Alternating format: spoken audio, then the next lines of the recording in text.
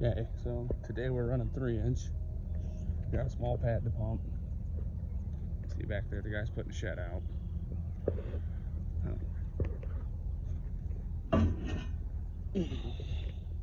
5-to-4 reducer. We got a 3-inch.